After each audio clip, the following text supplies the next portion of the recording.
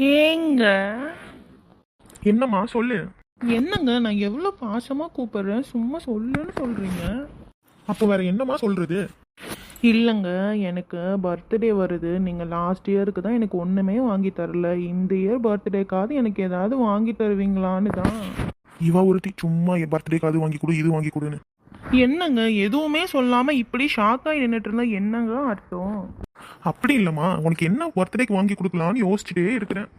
அட போங்கங்க, எல்லா பர்த்டேக்கு இப்படி தான் சொல்கிறீங்க. ஆனால் கரெக்டாக பர்த்டே அன்னைக்கு வந்ததும் கேட்டதும் இல்லை அதாச்சு இதாச்சுன்னு சொல்லி ஏதாவது காரணம் சொல்கிறீங்க. இந்த பர்த்டேக்காவது ஏதாவது வாங்கி தருவீங்களா, இல்லை எல்லா பர்த்டே மாதிரி இந்த பர்த்டேக்கும் ஏமாத்தலான்னு முடிவு பண்ணியிருக்கீங்களா?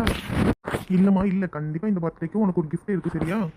சரி, அதையும் தான் பார்க்க போகிறேன். என்ன gift பண்ண போகிறீங்க, இல்லைன்னா வந்து என்ன ஏமாற்ற போகிறீங்களான்னு சொல்லிட்டு. சரி, பர்த்டே கதை அப்புறமா யோசிக்கலாம். எனக்கு ரொம்ப வயிறு பசிக்குது, ஏதாவது சமைச்சிருந்தா சாப்பாடு இருந்தா போடேன். சாப்பாடு தானே, கண்டிப்பாக போடுறேன். ஆனால் பர்த்டே கிஃப்ட்டை பொறுத்து தான் பர்த்டேக்கு அப்புறம் உங்களுக்கு சாப்பாடு போடலாமா வேண்டாமான்னு நான் வந்து யோசிக்கலான்னு இருக்கிறேன்.